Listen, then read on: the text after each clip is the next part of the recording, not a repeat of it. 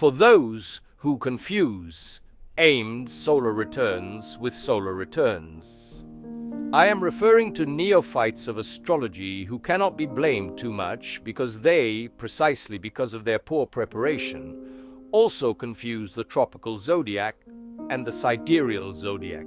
Speaking of fixed stars, as if they were stars, and imagining that the planetary clusters are also those formed by fast stars because they have never studied the ABC of the subject. Then someone might ask, why do you talk about it?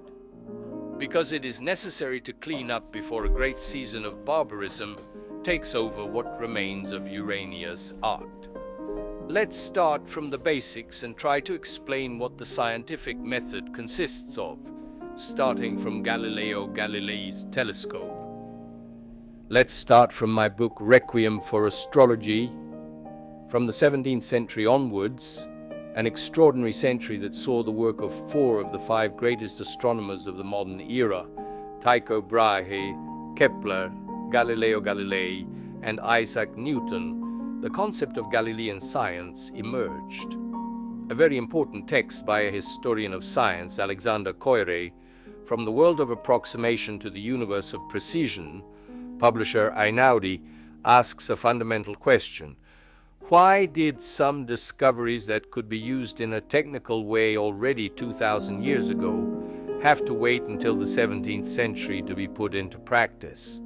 Koyré, for example, refers to alchemists who, despite having the ability to weigh and measure the elements for their experiments with precision, deliberately used expressions such as a generous handful of salt, or slow fire, or live fire, because they operated according to criteria of art, of magic, and did not want to act scientifically. The discovery of the telescope, for example, would seem to date back to centuries before Vitellone's lenses and Galileo's telescope, when the sons of a Dutch spectacle maker for fun placed lenses one behind the other and observed how the intercepted object appeared magnified. However, a very long time had to pass before arriving at Vitellone and his lenses.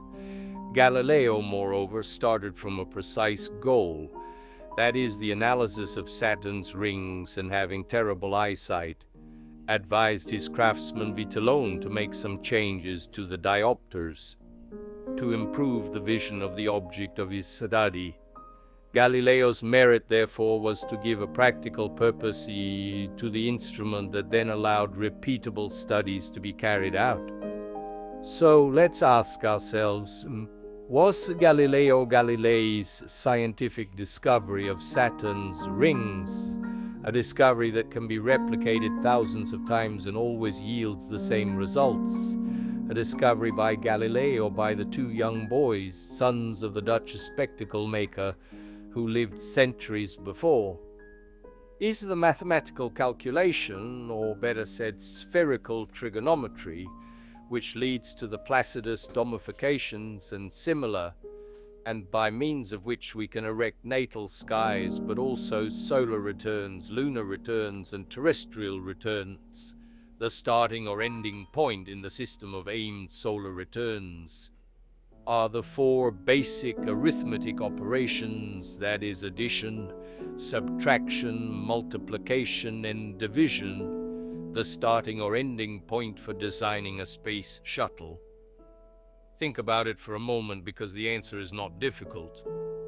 Some ignorant people think that the correct domification for the place where the subject is at that moment and not for the place of birth is a great discovery of Alexandre Volgin, but this is ridiculous.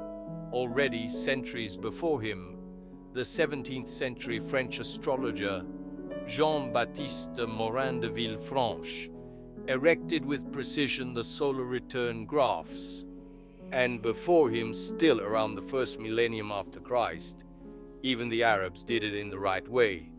But then, does this mean that the Arabs studied the aimed solar returns? Of course not. Absolutely not.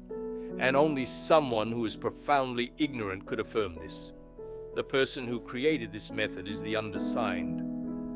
The precise calculation of a solar return is the basis of the project of research on aimed solar returns, but it represents only the technical mathematical means with which the author has built his school of active astrology and not the goal. Then, trying to read a targeted solar return by putting into it pure, completely alien elements, such as black moons, lunar nodes, and other karmic elements is equivalent to mixing together sidereal astrology and tropical astrology, judicial astrology and esoteric astrology. God save us from horoscopers disguised as astrologers.